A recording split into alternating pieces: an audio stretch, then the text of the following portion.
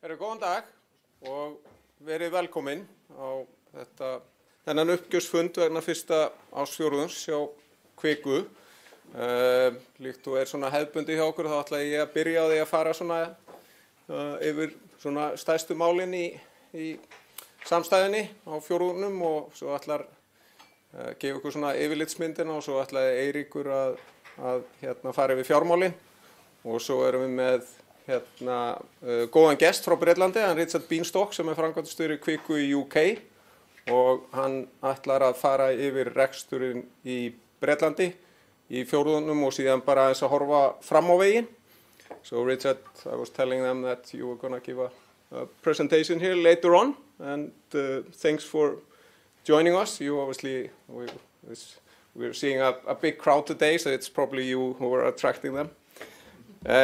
En varðandi uppgjörið, þá held ég að það sem má segja að við séum mjög ánægð með hvað það góðu viðsnúningur í raun og veru í bankarekstrinum. Við erum að hagnast 1215 milljónir á starfseminni fyrir utan TM sem núna komin á annan stað í rekstrarreikningnum og við erum að sjá með við sama tíma í fyrra 35% aukningu í hagnaði. Og þetta í raun og veru að koma út frá því að það alla viðskiptana einingan okkar að annarkvort að ganga vel, annarkvort á áætlun eða þá umfram áætlun og það kannski sérstaklega á viðskiptabankasviðinu og í Bretlandi þar sem við erum að sjá talsverða aukningu á hagnaði og sama tíma þá hefur bara gengið prýðilega hjá okkur og bara mjög vel myndi ég segja að reyna að halda aftur á kostnaði og það í raun og veru nánast sami kostnaður hjá okkur og var á fyrsta ársfjórðungi fyrir ári síðan og ég held að megi segja að það sé nú bara, það þurfti að hafa aðeins fyrir því vegna þess að þetta var náttúrulega ár þar sem var bæði mikil verðbólga og mikla launahækkanir og framan á ári vorum að fjölga mikið í bankanum en við höfum snúið því við og höfum náð að ná þessu niður á level sem svipað og var fyrir ári síðan og erum bara ánægð með það. Nú starfsemi tryggingarekstur TM í raun og veru gekk prýðilega á fjórðungnum. Þetta náttúrulega sá fjórðungur sem erfiðustu fyrir tryggingafélögin. Samsetta hlutfallið var 100,5% sem bara í taktu það sem hefur verið á undanförnum árum og í samræmi við væntingar. Hins vegar erum við náttúrulega ennþá að díla við frekar erfiða markaði. Þannig að fjárfestingartekjur í TM og raunar í bankanu líka voru talsvert undir áætlun og talsvert undir því sem voru fyrir ári síðan. Þannig að heildarhagnaður samstæðuna fyrir skatta var 1345 milljónir á fjórðungnum þegar maður tekur TM með og það náttúrulega arðsemi og efnislegt eigið sem bara 12,1%. Arðsemi á efnislega eigið sem bundið í bankastarfsemi var 15,5%. Þannig að við erum svona að færa okkur nær því markmið að vera með 20% þar og erum bara ágætlega bjartsýn á það náist á næstu fjórðungum. Ef ég síðan fer í einingarnar þá var mikill vöxtur milli ára á viðskiptabankasviðinu yfir 20% vöxtur í tekjum. Það bæði út af stækkun lánabókar og svo náttúrulega straumur kominn inn núna sem að skila umtalsverðum þóknanatekjum. Við erum náttúrulega að fjárfesta dálítið í aur og þar hefur gengið ágætlega að gefa út ný kort sem komið yfir 31.000. Við erum hins vegar að vonast til þess að geta fengið meira traksjón í aur appið, fá fleira fólk inn og líka að nýta meira og við erum bara að vinna í að bæta appið og ætlum líka að fara í mun meira fókusera markaðsherð í kjölfarið á því. Þannig að við höfum svona væntingar að það fara að skila meira á næstunni. Nú fyrirtæki og markaðir voru bara að ganga prýðilega. Við sáum náttúrulega mjög mikinn vöxt í lánabókinni þar og gekk rosalega vel að stækka hana í fyrra sem var aðalega í fasteigna tryggðum lánum. Það var líka vöxtur á fyrsta ársfjórðungi en svona aðeins rólegra en bara stöðu og góð afkoma þar. Við erum ennþá með góða markaðshlutdeild á mörkuðunum en náttúrulega finnum aðeins fyrir þessu að markaðirnir í fyrsta ársfjórðungi voru ekkert sérstaklega góðir. Við erum að sjá stöðugan vöxt í gjaldeyrisviðskiptunum og svo núna erum við svona að sjá afraksturinn af uppbyggingunni sem hefur verið í fyrirtækjaráðgjöfinni, þannig að pípan þar er orðin miklu sterkari og það er byrjað að bóka aðeins tekjur og við höfum væntingar að sé að klárast verkefni núna næstu mánuðum. Eitt af stóru verkefnum er náttúrulega skráning Íslandshótela og svo hefur reynda fyrirtækjaráðgjöfinni frábært verk í söluferlinu á TM líka. Nú eignastýringin, þar er bara góður rekstur. Eignir í stýringu voru að aukast 4,5 milljarð á ársfjórðungnum og ávöxtun sjóða hefur verið mjög góð, þannig að það leggur ágætis grunn fyrir frekari vöxt á árinu. Við finnum þarna náttúrulega líka fyrir í aðeins markaðsaðstæðum þar sem að kannski árangurstengda þóknanir eru ennþá mjög litla með það sem við myndum vænta í svona meðalári. Við sjáum til hvort að það aukist eitthvað á árinu. Nú Bretland átti frábæran fjórðung, það var met hagnaður úti og gaman að sjá náttúrulega að það sé að loksins að komast í gegn sem eftir svona dálítið erfið síðustu 2 ár út af erfiðum markaðsaðstæðum, vaxtahækkunum og háum fjármagnskostnaði úti. Afkoma þarna er fyrst og fremst út af frábærum ársfjórðungi hjá Ortus. Við höfum bæði séð mikla stækkun á lánabókinni og svo kannski ekki síður að vaxtamunurinn hefur verið að aukast mjög mikið á undanförnum mánuðum segi ég. Og svo var þetta sérstaklega góðu fjórðungur af því að það voru fyrirframgreidd lán og mikil þóknanamyndun, en hann fer yfir það hann Richard betur á eftir. Bara örstutt TM, eins og ég nefndi að þá var tryggingareksturinn sjálfur var ágætur og bara prýðilegur. En við erum með meiri væntingar náttúrulega að ávöxtun fjárfestingareigna sé meiri, en hagnaðurinn fyrir skatta var held ég 130 milljónir og hagnaður eftir skatta 96 milljónir með við 430 milljónir í fyrra, þannig að það var talsvert undir væntingum og setti náttúrulega svip sinn á heildarhagnað fyrir skatta. Ég ætla ekki að tala mikið söluferli á TM nema bara að segja að vinnan sem hefur verið unnin á undanförnu í að klára þetta confirmatory DD og frágangurinn á kaupsáninum hefur gengið mjög vel og við bara látum vita þegar meira frétta varðandi það söluferli. Ég ætla bara að bjóða Eirík næst. Velkomin á síð. Komið sæl. Ég ætla að fara yfir rekstur bankans á fyrsta ársfjórðungi og byrjum hérna á rekstrarreikningnum. Og ef við skoðum, hreinar vaxtatekjur voru 2 milljarðar 326 milljón króna og aukast 341 milljón króna á milli ára, sem 17% aukning. Og við erum að sjá að vaxtatekjur eru að aukast bara í flestum starfsþáttum og flestum útlánasviðum. Hreinar þóknanatekjur eru 633 milljónir króna og aukast 145 milljónir króna á milli ára, sem 10% aukning. Við sjáum að þóknanir vegna útlána eru að aukast á milli ára og líka þóknanir vegna greiðslumiðlunar. En greiðslumiðlunarfyrirtækið Straumur tók hófstarfsemi á síðasta ári og sjáum nokkra aukningu þar. Aðrar tekjur, þær eru 109 milljón króna og aukast 94 milljón króna á milli ára og hreinar fjárfestingatekjur eru að batna á milli ára.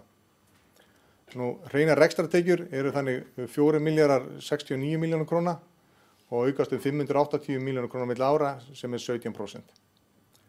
Rekstrakostnaður, ef við skoðum hann, þá hann 2 milljarðar 666 milljónir króna og eykst 31 milljón króna á milli ára, sem 1%.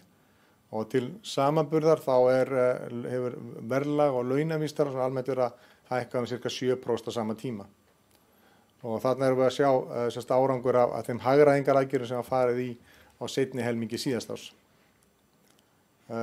Virðisrýrnun, hún 188 milljónir króna og eykst 229 milljónir króna á milli ára, en þess ber að geta að það var var sem fær tilbaka virðisauðnun, hún var jákvæð virðisauðnun á síðast ári vegna endurgreiðsla á tiltölulega stóru láni sem var á stigi 3.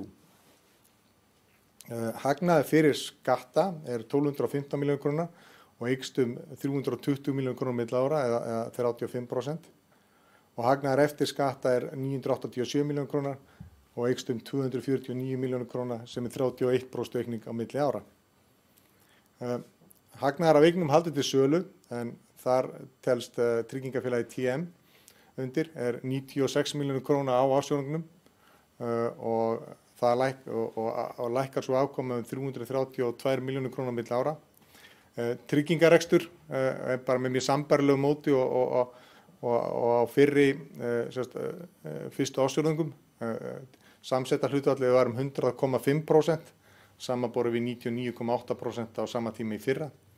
En erfitt árferði á sérstaklega innlendum fjármálamörkuðum setti mark sitt á reksturinn og lækkuðu fjárfestingatekjum rúmlega 260 milljónir króna milli ára.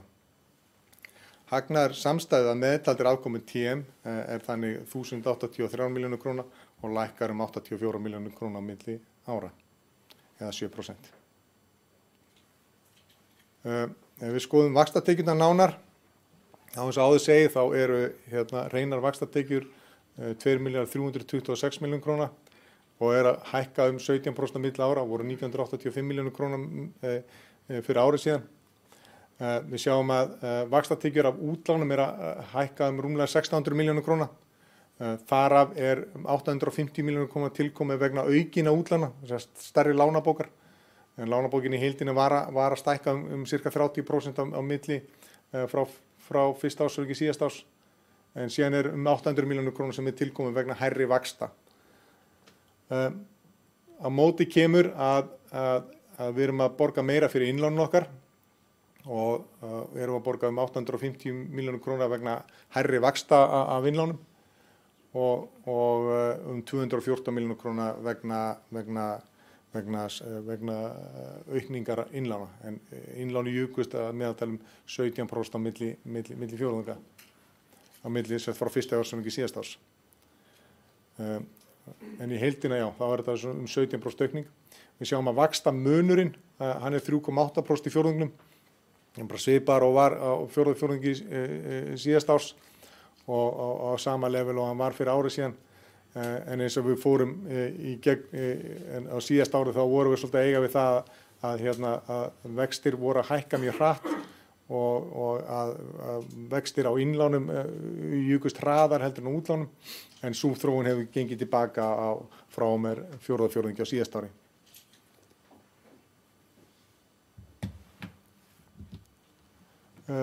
Þóknanatekjur. Hreinar þóknanatekjur eru 633 milljónir króna, eru að aukast 10% á milli ára. Við sjáum hérna góða aukningu í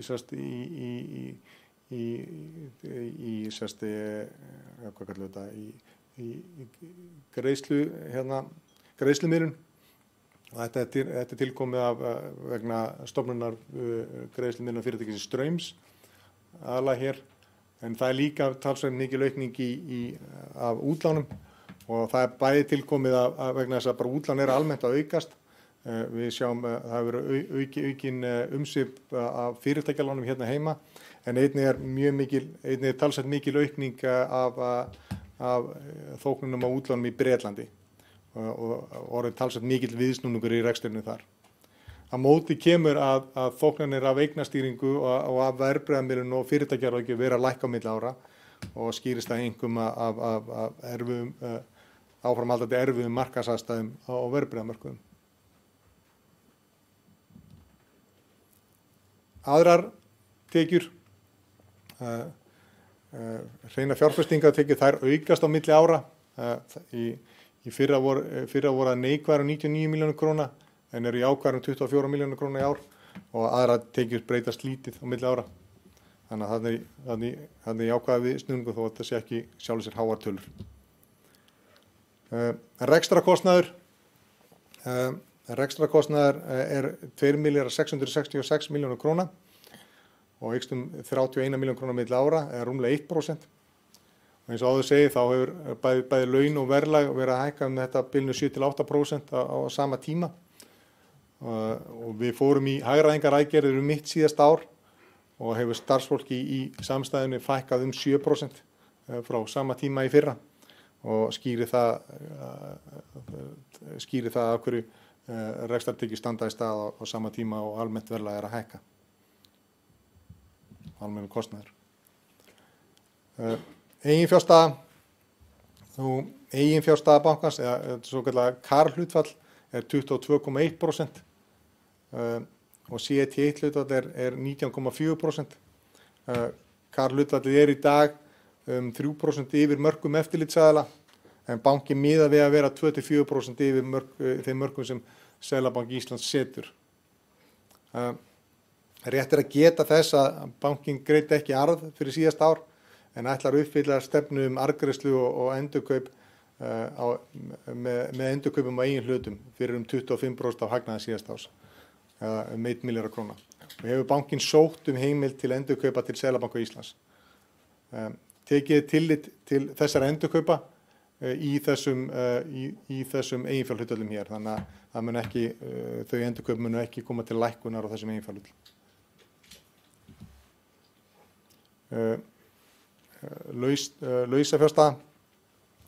Lausafjárstaða bankans bara áfram gríðarlega sterk. Bankin á hágæða lausafjáreignir fyrir rúmlega 76 milljarða króna. Lausafjárhlutfallið eða LCR-hlutfallið 286% sem langt yfir kröfum eftirlitsaðila sem 100%. En hlutfall stöðugra fjármagnar sem svona eins konar langtíma lausafjárhlutfall 137% sem líka gríðarlega sterkt. Útlánagæði, það sjálfsög litla breytingar útlánagæðum milli fjórðunga. Við erum að horfa að lánastigi 3 3% af útlánum, það voru 3,1% í lok síðasta árs.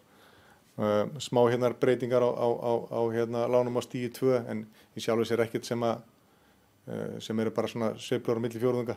Þannig að í sjálfu sér eru litla sveiflur hér, litla breytingar hér og staða afskriftarreiknings útlána bara mjög svipuðum stað og hann var í lok síðasta árs. Þannig að það engar markverðar breytingar hérna. Nú lánabókin. Lánabókin hún stækkar rúmlega 30% á milli ára og hún að fara úr 110 milljörðum á síðasta fyrir árið síðan í 146 milljarða. Og aukningin einna mest hér á fyrirtækjum og mörkuðum í fasteignatengdum útlánum. En einnig talsverð aukning núna sérstaklega á þessum fjórðungi á starfsemin okkar í Bretlandi.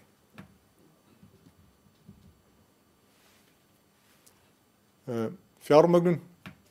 Þar sjálfu sér voru ekki miklar breytingar á fjármögnun bankans á þessum síðasta ársfjórðungi. Banki fór í erlenda fjármögnun í lok fjórða ársfjórðungs á síðasta ári og líka í víkjandi útgáfu Tier 2 og á fyrsta ársfjórðungi þess árs var talsvert endurgreiðslur á útistandi fjármögnun en sjálfsög ekki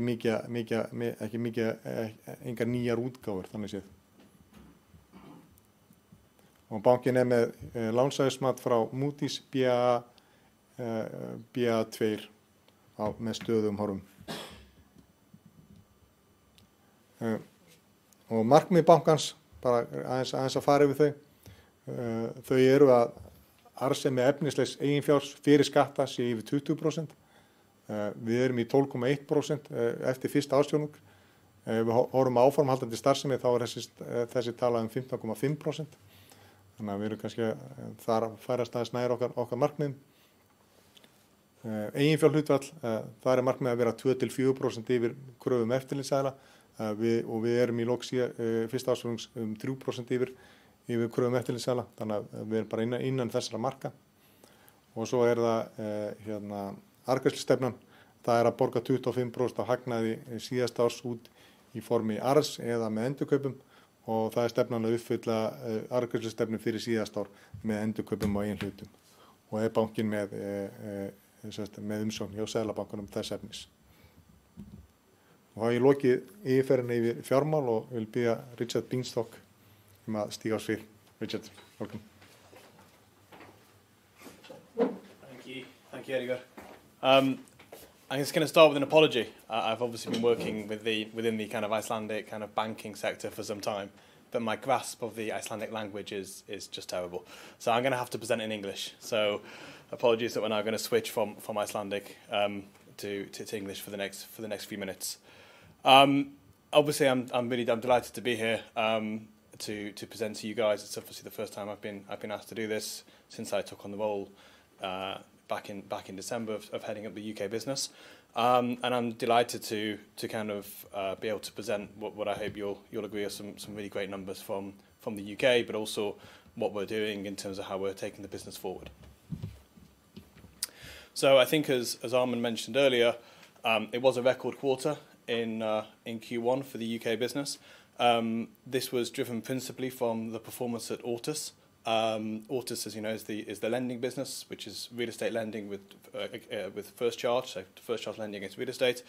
And there was quite a lot of growth in Q1, but that came from kind of a year's worth of work from 2023. And during 2023, the pipeline within the UK was building up, but it wasn't converting into actual loans. And then we saw this conversion take place quite a lot in Q1. In addition, during the course of 2023, the profile of this loan book was changing from fixed rate loans to floating rate loans, which has obviously had a very positive impact on the numbers as well.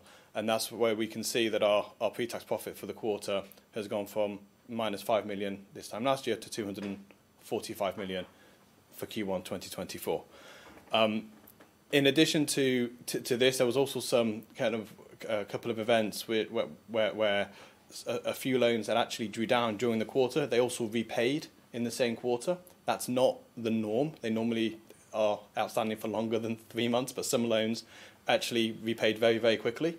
The benefit of that is seen in these numbers because all of a year's worth of exit fee, for example, comes in the quarter. So our fees are slightly higher this quarter, and the same with interest. So on loans that we lend out, we normally have a minimum period. So we hope that they will stay out for a period of time, and if they repay early, then effectively we get extra interest, which is why you can see the NIM here at 4.8% is obviously great, but it is a little bit higher than we would kind of normally expect, and we expect this to kind of trend at around the 4% NIM margin.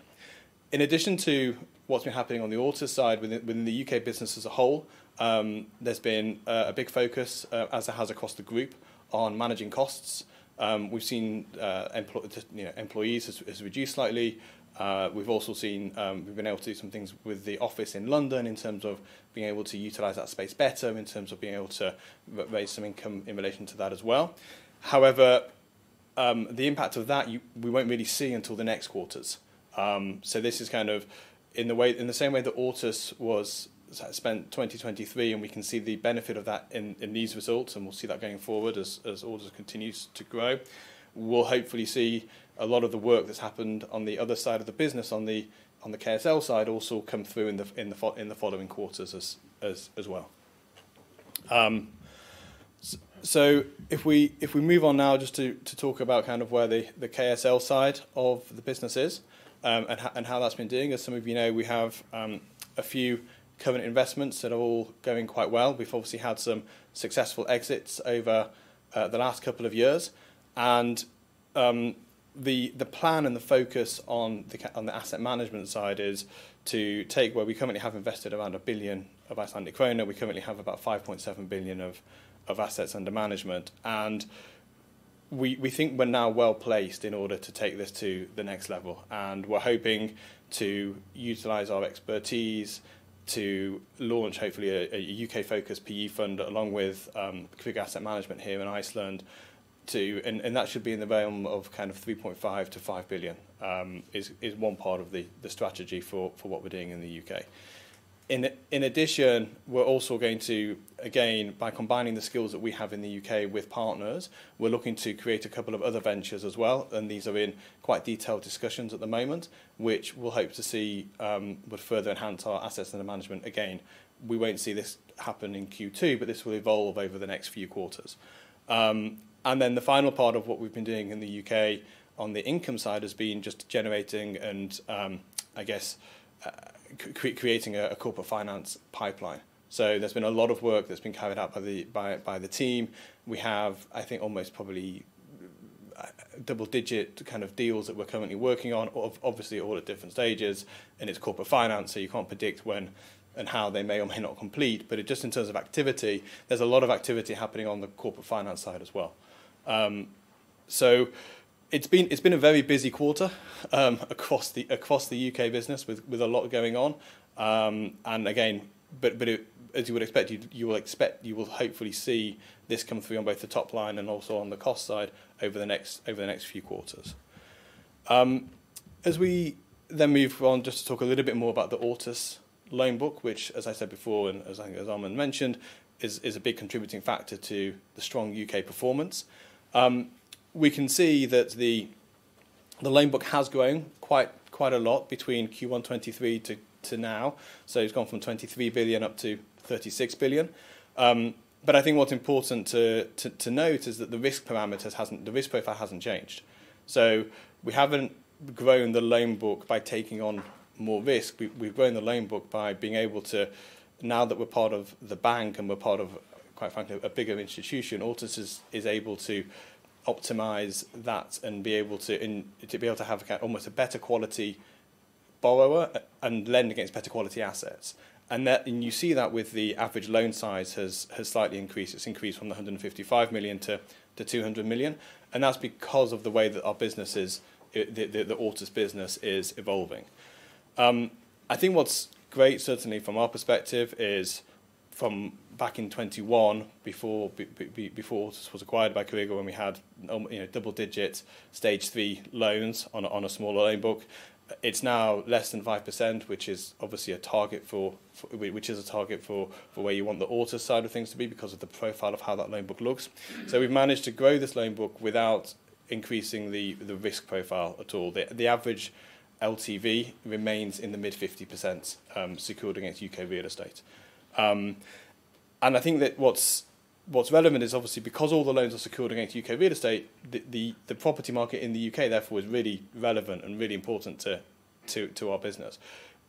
I think it's been across the world, but certainly what we've seen is there has been a softening of property prices in the UK. From peak to trough, it's been less than 10%. The way that Ortus lends, and before it lends, it stress tests, and we could have seen a significantly larger softening in the UK market, and that still would have been fine from the Ortus perspective in terms of where we're lending out at. So the market has softened. We think that's probably coming to the bottom now. We think that interest rates have probably reached where they're going to reach, and we're expecting there to be interest rate cuts over the next, maybe not next quarter, but certainly kind of towards the end of the year. Whether there'll be, we can't predict how many, but we're expecting cuts between now and the end of the year, and we'll see kind of certainly stabilisation of property prices, which obviously from our lending perspective is a positive. So then when we combine where Ortus has got to in Q1, along with all of the activity that's taking place on the KSL side, we kind of have a bit of an outlook for what we're trying to achieve with this UK business. On the Ortus side, we want to try and move the business forward with a combination of different strategies, both on balance sheet and off balance sheet, targeting a loan book of 55 billion over the next few years. That's it's kind of steady growth, which obviously is lower growth than what we've seen in Q1 of 24.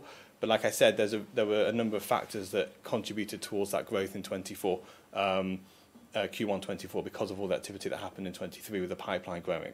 So this is a way of what we think will be steady growth, taking us to a loan book of around 55 billion, and it will allow us to grow whilst maintaining the NIM that we want and that we're targeting, without having to change our risk profile and the risk parameters on which we're lending on. And then on the other side of the business, on the asset management side, on the corporate finance side, we're hoping to be able to launch this UK-focused private equity fund, as I said before, somewhere between 3.5 to £5 billion, to 5 billion ISK, apologies. In addition to that, there is quite a strong pipeline of current corporate finance deals. That we hope this is the start of where things are heading. So we're expecting there to be significant income start coming from the corporate finance side of this business as well. And then when you combine that and you've got the other ventures that we're looking at using the licenses that we have and the other discussions that are in quite advanced stages, we hope over the next few years, and ideally with potentially a second closing of the fund, will end with assets under management of around 20 billion, give or take. So with that, thank you. Takk fyrir. Takk. Fluent Icelandic. Já, takk fyrir þetta. Einhverjar spurningar, hvort sem það til mín eða Eiríks eða Richard? Ég myndi þá bara fá það upp hérna. Þórður? Já, ég myndi að spyrja hvenær búist þið við að ljúka sölunni á TM og á Kreik? Ertu að reyna að koma mér í vandræði, Þórður? Sko, eins og ég nefndi áðan, þá þú veist, ég held að það,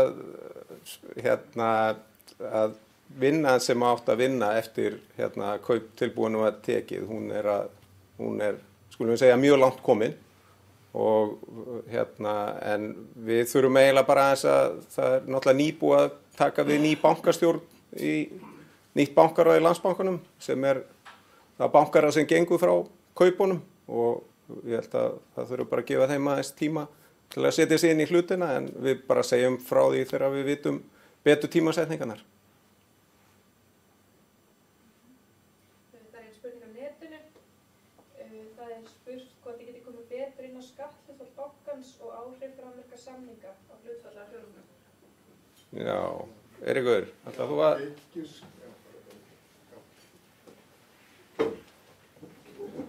Tekjuskattshlutfallið, það er eitthvað 12%. Já, bara hérna, það er eitthvað 12% en áhrif framvirka samninga, ég hef kannski ekki alveg nákvæmlega með það. Myndi halda að það væri jákvætt en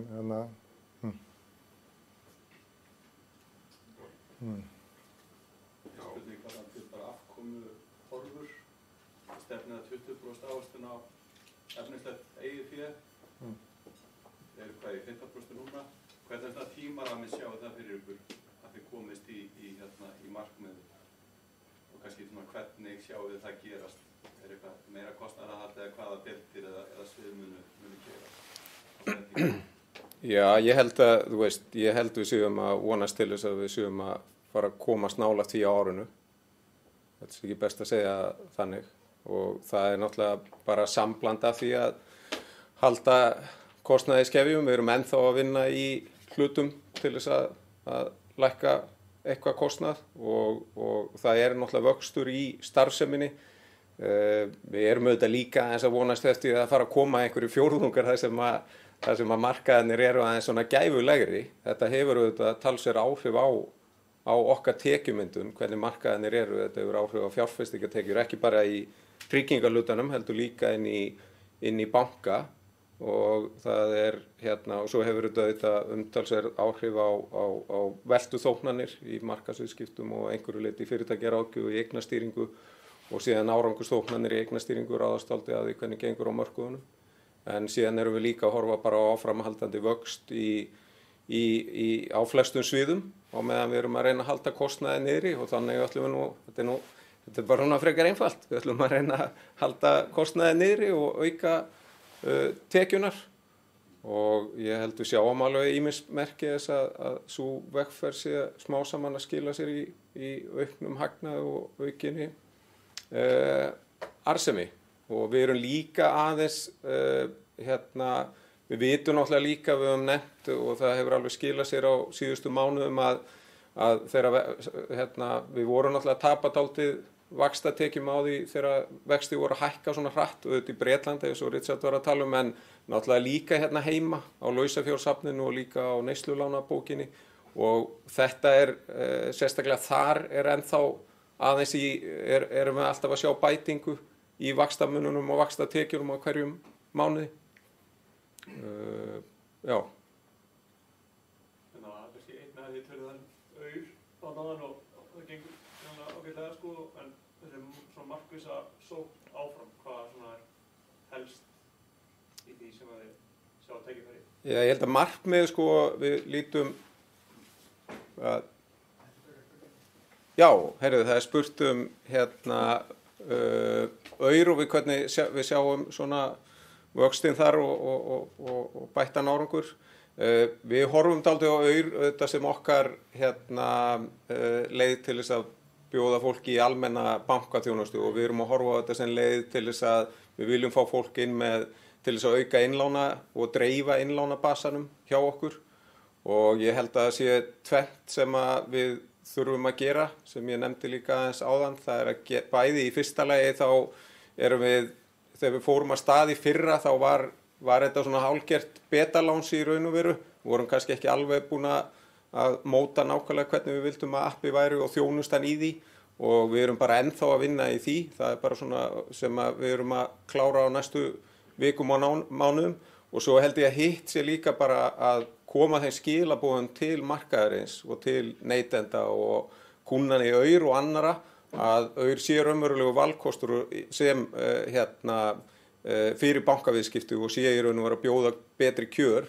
heldur en stóru bankanir sem tilfellið bæði þegar kemur að innlánsvöxtum og síðan endurgreiðslu og gjaldeyrismun og kortum og fleira slíku fyrir utan svona ýmsa fítusa í appinu sem eru mjög áhugaverðir. Það er svona markmið. Spurningu hérna, ég aðeins kommentera á stöðun á erlendu fjármögnunarmörkuðum og svona þörf ykkar og svona sóknir inn á fámarka fjármögnunum erlendis. Eiríkur, vilt þú? Sjálfur sér þá þá er bara spurtum sko, stöð á erlendu fjármögnunarmörkuðum og svona sókn okkur inn á það markaði. Sko staðan á erlendu fjármögnunarmörkuðum hún hefur batnað mjög mikið á undanförnum, sérstaklega undanförnum mánuðum og bæði svona almennt bara markaðsaðstæður erlend hafa almennt verið að batna en svo hafa að batna mjög mikið líka bara fyrir íslenska banka og við teljum að við myndum njóta góðs af því og það svona við erum ágætlega fjármögnun núna í erlendum myntum, fórum tvisar í fjármögnun á síðast ári en við svona okkar plan er svona að á seinni hluta þess árs munum við fara aftur í fjármögnun, það var svona hugmyndin. Kannski aðeins til þess að bæta við þetta sem að tengist þinni spurningu áðan að varandi aukningu á hagnaði að eins og það er náttúrulega orðið mikill viðsnúningur eins og í Ortus í Bretlandi en það sem að við eigum kannski ennþá eftir sem var hluta businessplaninu þegar við ákváðum að kaupa Ortus var að við náttúrulega sáum ákveðið tækifæri fyrir bankan á að endurfjármagna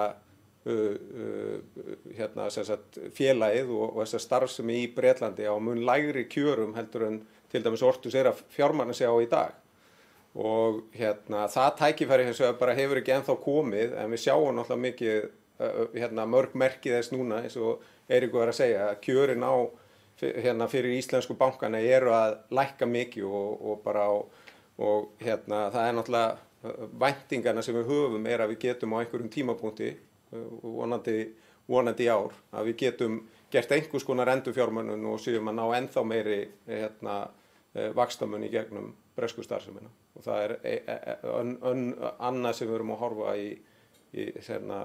varandi það hvernig við komum okkur upp í markmiðið með arðsemi.